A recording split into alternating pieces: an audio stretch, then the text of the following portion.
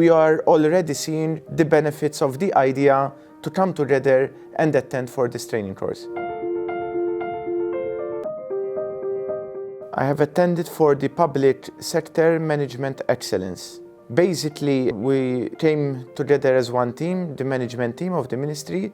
So our first priority was to build stronger relations between the team and wanted to listen more about accountability in public sector. Absolutely, yes. Our learning objectives have been achieved. First of all, the course content is directly related to our daily commitments that we have. And secondly, as I said, the fact that we're here together for these 3 full days is very beneficial because we are already seeing the benefits of the idea to come together and attend for this training course. The training consultant, he's excellent. The delivery is very clear. He listens to what we have to say and he tries to answer our concerns to the best of his knowledge.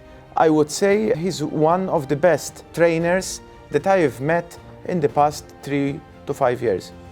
The interactivity that he adopted was very useful. It wasn't just us sitting, listening to what he had to say, but we had all the opportunity, all the time to interact, to give our views, and also to take something which maybe was not necessarily planned, but we discussed also other issues which to us were of great importance.